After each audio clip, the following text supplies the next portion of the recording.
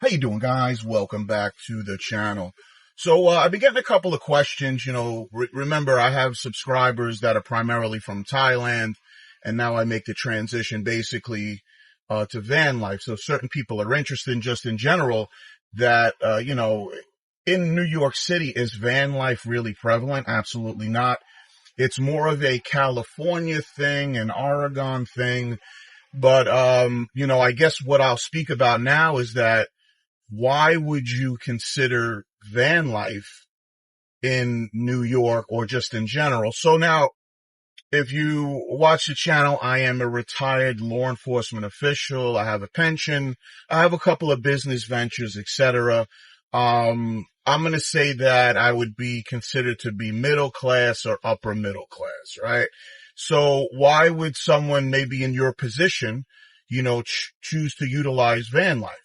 So it's basically that I only live here 5 months out of the year, 6 months out of the year tops, because I'm entrusted to, take care of my elderly parents. I have friends here and, I'm a native New Yorker and, New York still has some things that are beneficial, such as due to the fact that I'm insured, I try to hit all my doctor's appointments while I'm in town for that 6-month cluster. So one of the things you got to understand, like if you want to endeavor on doing van life, is that once you pick up your chassis, it doesn't matter if it's in California, it doesn't matter in Pennsylvania where I got mine, is that when you come to New York, you have to obviously, pay the insurance or the tax on the vehicle, but they're going to make you initially register the vehicle commercial. So it's a little bit of an issue. And the reason why I'm bringing this up is that one of the subscribers, his name is Chris, he asked me a question. He goes, where do you park this thing? And it's definitely a legitimate question. Is if you have a commercial vehicle in New York, it has to be off the street by 9, or they're going to give you a heavy summons. And so what I initially had to do is that if I'm going to look to park this car in a stealth type fashion, where it's really not a stealth camper, but it have the ability or the latitude to do so, the first step for you and the first step for me is that you have to fill out a modification form, and it has to fit the criteria to be a passenger plate. But initially, you're going to have to, drum up the money for the commercial insurance in New York, and you're going to have slap a commercial plate on it. So that's going to be the first thing if we start to talk about van life. But not that I didn't want to digress on the commercial plates, but when we get back to why I chose to do van life is that due to the fact that I'm on a fixed income, obviously there's other revenue streams, but I don't have to tell you guys that in the United States, everything in the last year or two has gone up not only double, but triple or sometimes even quadruple. We all go to the grocery stores. We all, we talk about the car market on picking up a chassis, which I just did a video on. So my thing is that why should I just be basically on the hook in New York City or in America if everything's going to keep inflating? And also, if you have a bit of clairvoyance, I don't want to get political because my boy says, I think they shadow banned your channel. It doesn't even show up because I've done a couple of political pieces. And if you know anything about the algorithm, there are certain keywords that pop up that they will shelf your video. So with inflation on the rise, contingent on the 2024 ELECT, hopefully the moderator can't spell, is this could only get worse.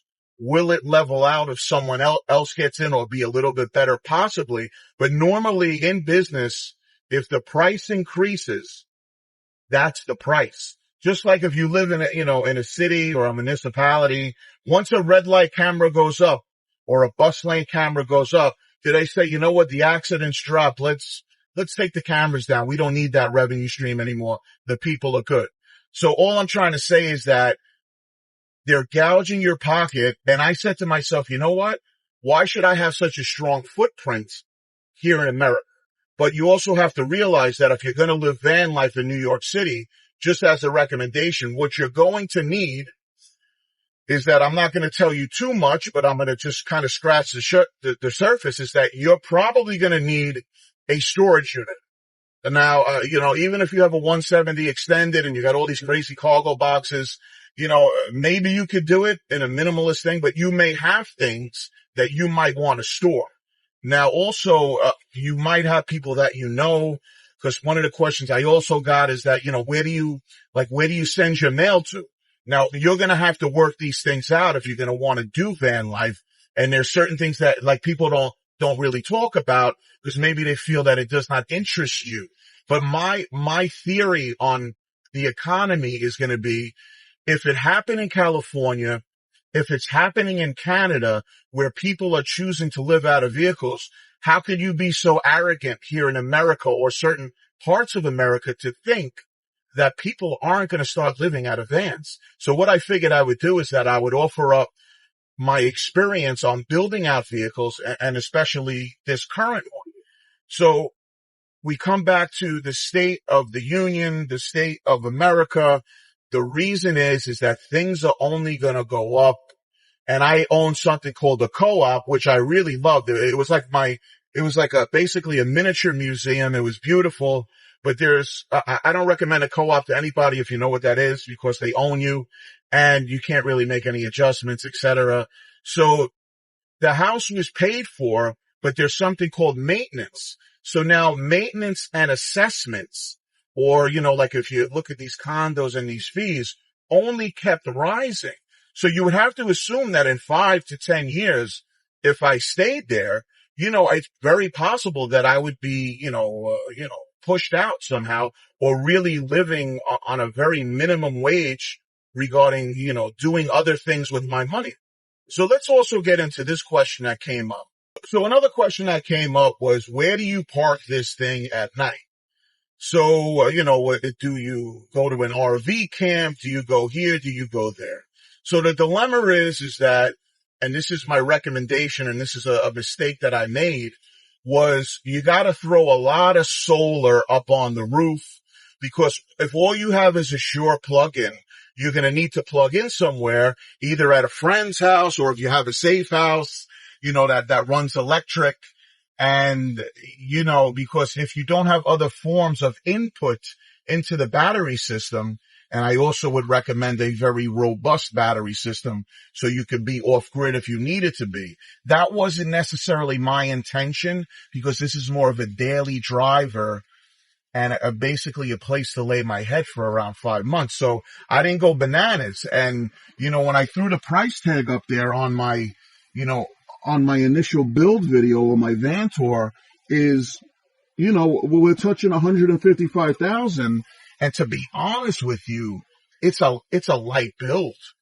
I mean, it really is a light build. This guy Chris says it looks luxurious, and granted, there was certain non-negotiable components that I needed, in the van, because if not, what's the point? If you're living out of it, you might want to look at something nice. It's a small space, but he brought out a good point. If you know how to build and you have knowledge, can you basically put together something that's cost effective? I would agree 1000%. If you are a handy person, it's not going to look like one of these van tours they look like spaceships. Okay, I get it. But at the same time, you definitely, if it comes down to you having to live van life, or that's your choice, then definitely build out your van. The only thing that I would say is that there's a certain part of a van build where you're going to have to cut into the roof, and you're possibly going to have to cut in to the side of your car. Now, if you're confident on cutting into your vehicle, then kudos to you. But my thing is that maybe partially you do an install with people that are cutting into cars all the time. Put up your exhaust fan, you put up your skylight or your 2 exhaust fans. If you're going to put a Starlink in, which I just figured out how to turn my on, which is another story. It was very simple, and I'm embarrassed to tell people that I thought it wasn't working, but I missed where the power button was. But anyway, so you definitely, I would say you can do it, but I would, for the big installs, where you're cutting into your metal. And if you make a huge mistake, you might as well throw the van out, because what are you going to do then? Because then your van will leak. You'll try to jury rig it. There'll be a slew of problems. So now when it comes to me parking this somewhere, like I said, the initial step is you got to get the commercial plates off, because what it is, it's going to bring attention. They're going to hammer you regarding wherever you are in the city, Long Island, here or there. So once you get your passenger plate, I mean, there are certain places, you know, depending on where you are, you know, the city could be hard, because believe it or not, in the city, they call up on you. I've been called up on a couple of times. I've gotten a knock, and obviously I say, hey, you know, I'm working right now. I'm in my office. And they're like, well, what are you doing here? And, you know, basically I leave. But the thing is that if you're somewhere on the outskirts of the city where it's more rural, that's where you want to throw the car if you're going to do it. Obviously the Home Depots, the Walmarts, but depending on where you are, there's always this little you know, security guard that's running around Home Depot or Walmart, and they may tell you to move as well. So I consider everyone to be a bright human being. You're going to figure out where to throw your car. And then this comes to another point on how you build. So as an example, and this is something, if you're going to be a stealth camper, and obviously you want a little stealth to your vehicle, is like, as an example, I have an Arctic Tern awning style window, which is amazing for ventilation. But the problem is, even though this is a very high vehicle, you can kind of see if I'm laying in the back or sitting in the back, you might be able to see. So that's why sometimes people recommend a slider. It's a little harder to see in. Do you get the ventilation? Maybe not. So you basically have to figure out what's more conducive to whatever your lifestyle is. When you see somebody in a Storyteller or a Rebel, they're only using that for camping. They have that lifestyle where they just take it to ski. But if this is something that you're going to live out, or a daily driver, it's a totally different mindset. So now let's also get into this question. So now when it comes to my situation, we talk about why did I choose van life? And there's all these little nuances regarding my situation, is that, all right, so when I go back to Thailand, where do I leave the van? So I initially just spoke about a storage unit. So that's going to cost you a little bit of money. You know, where you're going to plug in, that could cost you a little bit of money. And also when I leave, where do you leave the van? Now you're probably on the low end, you can put it in a storage setup that would be outside, which is probably going to be cheaper. But if you store it inside, sometimes those are hard to find, because mine happens to be lifted.